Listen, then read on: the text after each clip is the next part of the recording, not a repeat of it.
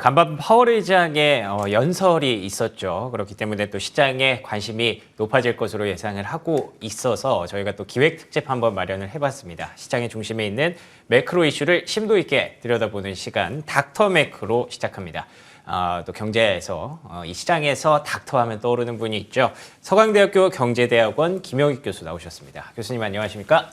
안녕하십니까? 예, 반갑습니다. 네, 반갑습니다. 예, 파월 의장이 이번에 또 디스인플레 얘기를 또 계속 하고 있기 때문에 예. 이 얘기가 사실 올해 어떻게 보면 거의 키워드가 되고 있는 것 같아요. 예. 그래서 이 부분에 대해서 좀 여쭤보고요. 앞으로 연준 전망에 대해서도 좀 질문을 드릴 생각인데요. 예. 이번 발언에서도 디스인플레이션 초기 국면에 진입했다라는 얘기를 한 번 더 언급을 했습니다. 예. 그런데 그 과정에서 우리가 가야 할 길이 멀다, 금리를 예. 더 올릴 것이다라는 여지를 좀 남겼기 때문에 예. 투자자분들이 해석하기가 조금 어려우실 수 있을 것 같습니다. 예, 어떻게 예. 보십니까? 미 연준의 통화정책 목표가 물가 안정, 고용 극대화죠. 잘 아시다시피 고용이 굉장히 좋게 나왔지 않습니까? 예, 맞습니다. 앞으로도 상당히 좋을 것이다. 그런데 이제 물가가 문제인데요. 디스인플레이션이라는 단어를 과거에는 안 썼는데 이제 최근에 쓰기 시작했으니까 그렇죠. 물가 예. 오르기는 오르는데 매우 안만하게 오른다. 근데 미국의 개인 소비 지출 물가 지수가 작년 6월에 전년도 올해 7% 올랐다 12월에 5.0으로 많이 증가율이 좀 낮아지긴 했어요. 근데 앞으로 물가 상승률이 얼마나 낮아질 것인가.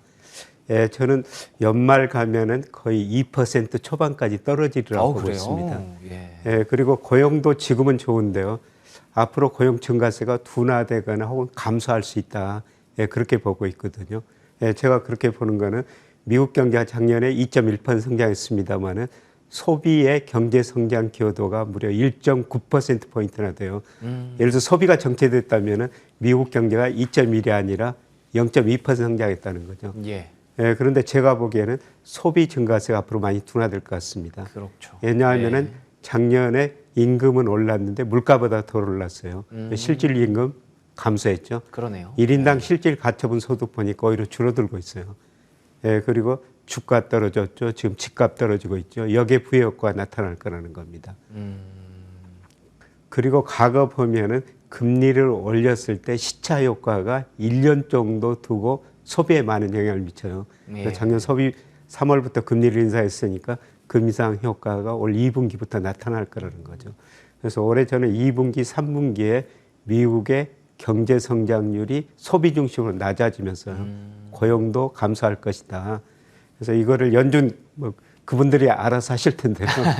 제가 보기에는 3월 FOMC에서 한 번 올리고 그러면 5%가 되죠, 상한선이. 그렇습니다. 그리고 금리 인상이 마무리되고 올 4분기에는 물가 상승률이 낮아지고 경기도 침체되니까 저는 금리를 내릴 수 있다. 이렇게 지금 보고 있습니다. 알겠습니다. 제가 오늘 질문을 드리려고 했던 내용을 거의 쫙 풀어서 한순간에 프리뷰를 또 해주셨어요. 아닙니다. 그래서 너무 결론이 바로 정리가 될 수 있을 것 같은데 지금부터 조금씩 심도 있게 한 가지씩 또 여쭤보도록 하겠습니다. 그러면 지금 금리는 다음 달 FOMC에서 인상을 마무리할 것이다라고 해주셨는데 그렇게 된다면 일단 증시의 방향성도 좀 궁금하거든요. 그대로 연결이 돼서 계속해서 지금 상승 탄력을 이어갈 수 있을지 아니면 좀 1월에 좀 강했다라고 느끼시는 분들이 있기 때문에 어떻게 보시는지 좀 궁금하네요. 1월에 좀 강한 것 같고요. 그렇죠. 지금까지 계속 좀 좋은 모습 보이고 있습니다만 저는 좀 조정을 거치지 않을까 그렇게 생각하는데요. 저는 장기적으로 보면 아직도 미국 주가가 좀 가대평가 영역에 있다. 그렇군요. 이렇게 보고 있습니다. 대표적으로 좀 명목 GDP 가지고 추정하는데요. 우리 주가는 명목 GDP에 비해서 많이 떨어져 저평가됐어요. 그런데 작년 기준으로 보니까 한 13% 정도 미국 주가는 S&P 500 기준으로 가대평가됐고요. 그리고 올해 미국 명목 성장률이 한 3% 된다. 실질은 한 0.5% 이렇게 가정하고요. 그렇게 되면은 적정 S&P 500 수지 한 3,600 정도 나오거든요. 지금 4,100 정도 되니까 그러네요. 10% 정도는 올해 조정을 보일 수가 있다. 그게 당장이 아니더라도 특히 저는 올 하반기가 그런 조정의 기간이 아닌가 생각합니다. 아마 제가 가지고 있는 모델로 보면 2분기, 3분기 미국 경제가 마이너스 성장하고 있거든요. 그래서 금리는 낮아지지만은 실물 충격이 한번 올 것 같습니다. 그러면서 한 적정 수준의 하반기에는 접근해 갈 수 있다 이렇게 보고 있습니다. 알겠습니다. 앞서서 말씀해 주신 것처럼 금리 인상이 결국 우리의 지갑으로 소비에 영향을 미치는 건 한 1년 정도의 시차를 두고 온다고 말씀해 주셨기 때문에 저희가 2분기, 3분기에는 실물 경제 충격이 좀 올 수 있다는 거 염두에 두고 전략을 좀 짜야 될 것 같습니다. 자, 그러면 제가 말씀드린 대로 지금부터 조금씩 또 구체적으로 좀 들어가 보도록 하겠습니다. 3고 얘기를 많이 하거든요. 물가 그리고 금리, 달러 이렇게 얘기를 많이 하고 있는데 물가에 대해서 앞으로 점진적으로 좀 하락할 것이다라고 얘기를 해주셨습니다만 조금 더 구체적으로 접근을 한다면 디스인플레이션, 뭐 초기 국면이다 이런 부분들을 저희가 좀 더 어떻게 해석하면 좋을지 좀 정리를 해주시면 좋을 것 같습니다. 디스인플레이션 초기 국면이다. 파월 연준 의장도 아주 초기 국면이다 이런 이야기를 했는데요. 아주 초기 국면. 제가 보더라도 저는 연준 의장이 이야기한 것보다 조금 더 물가 상승률이 낮아지리라고 보고 있습니다. 그렇게 본 것은 앞서 말씀드렸습니다만 소비가 감소할 것이다. 수요가 위축될 것이다. 그리고 미국 통화정책 보면은 정말 탄력적인데요. 흔히들 피셔 방정식에서 적정 통화 증가를 계산하는데 뭐 코로나 때는 적정 통화 증가보다 한 20%포인트 이상 M2를 공급했어요. 총 유동성을. 그런데 작년 4분기 보니까 돈을 적정 통화 증가율보다 8%포인트 덜 공급하고 있거든요. 그랬군요. 엄청난 긴축이라는 겁니다. 그래서 과거 보면 이렇게 긴축하면은 물가 상승이 낮아졌고요. 수요 측면에서 소비가 위축된다, 통화 증가율이 적정보다 낮다.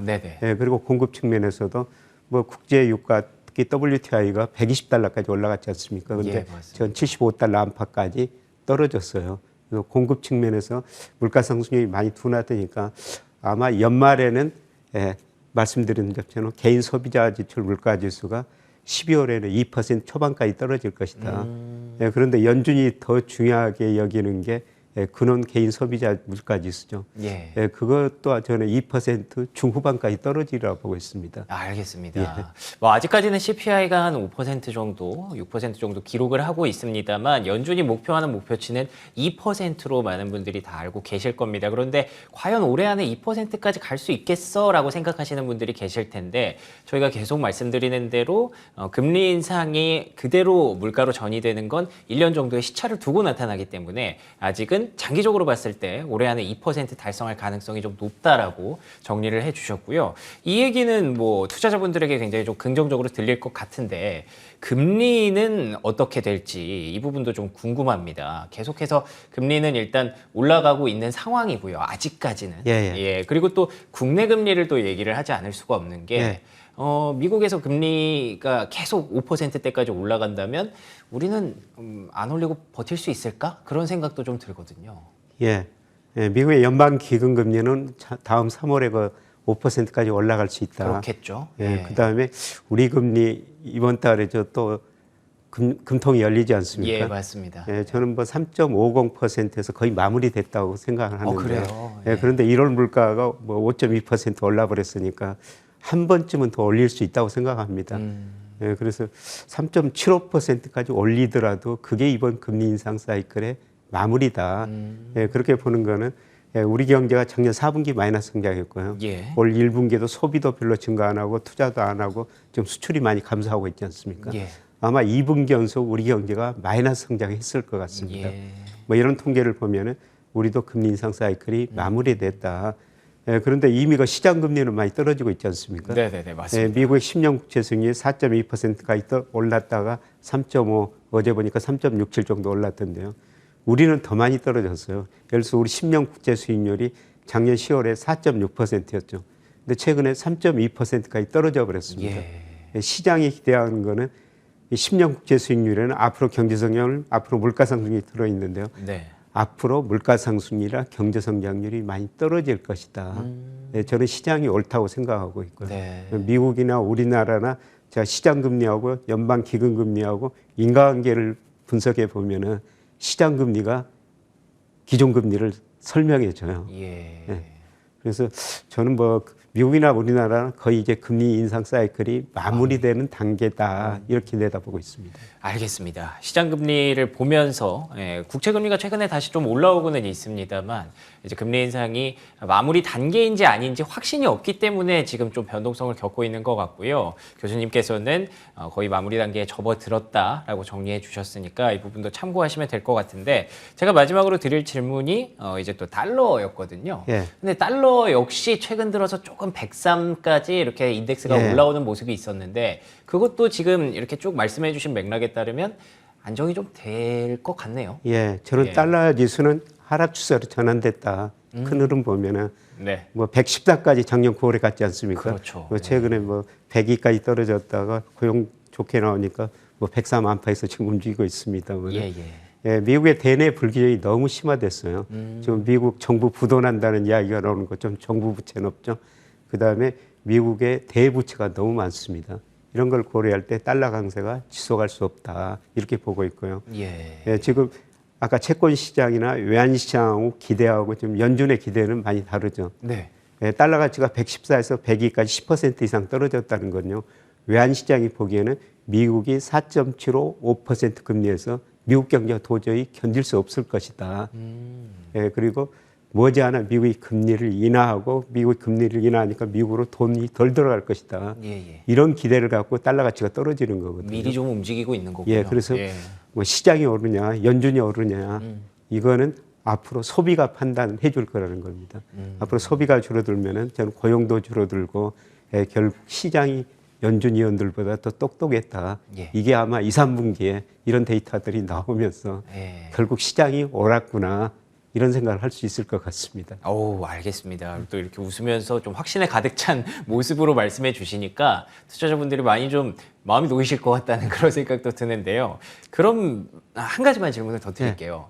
지금 이렇게 달러 압력 완화되고 금리 조금씩 내려오고 물가도 내려올 거라고 말씀해 주셨으면 사실 저희가 교과서에서 배운 대로면 신흥국 증시에 투자하는 게 맞거든요. 맞습니다. 지금 어떻게 보십니까? 미국 증시, 신흥국 증시.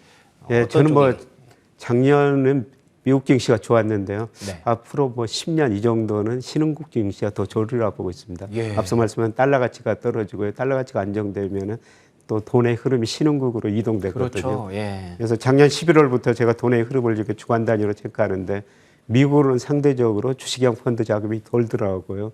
신흥국 중에서 아시아, 중국, 한국, 대만 이런 나라들로 돈이 많이 들어오고 있거든요. 그렇더라고요. 그래서 저는 뭐 올해뿐만 아니라 앞으로 10년도 미국보다는 신흥국 증시가 상대적으로 좋으리라고 보고 있기 때문에 국가별 비중을 미국 비중 작년에 많이 늘려놨다면은 올해는 미국 비중 좀 줄이고 아시아 비중 좀 늘리시는 게 좋을 것 같습니다. 알겠습니다. 너무너무 명쾌한 그런 답변들을 저희가 들을 수가 있어서 정말 많은 분들이 깔끔하게 좀 정리가 되셨을 것 같은데 제가 간단히 한마디만 좀 보태자면 이렇게 금리와 달러와 물가의 하락 추세를 우리가 좀 보고 있는데 최근 들어서 사실 1월 고용 때문에 시장이 조금 놀라기는 했습니다. 그럼에도 불구하고 말씀해 주신 대로 금리 인상의 효과라고 표현을 할게요. 1년 정도는 시차를 두고 나타나기 때문에 그게 우리의 소비에 영향을 미친다면 고용도 점진적으로 둔화될 것으로 예상을 하고 계십니다. 그래서 2, 3분기에 우리가 지켜봐야 될 포인트, 소비가 가장 중요한 포인트가 될 것 같고요. 마지막에 또 신흥국 증시가 앞으로 10년 동안 또 호조를 보일 수 있을 것이다 라는 말씀을 해주셨으니까 혹시 미국 증시 비중이 조금 높으신 분들은 이런 걸 또 포트폴리오 정리를 한번 해보시는 것도 좋을 것 같습니다. 자, 이렇게 오늘 닥터매크로 기획특집으로 좀 준비를 해봤고요. 지금까지 서강대학교 경제대학원 김영익 교수와 함께 얘기를 나눠봤습니다. 오늘 교수님 좋은 말씀 너무 고맙습니다. 고맙습니다.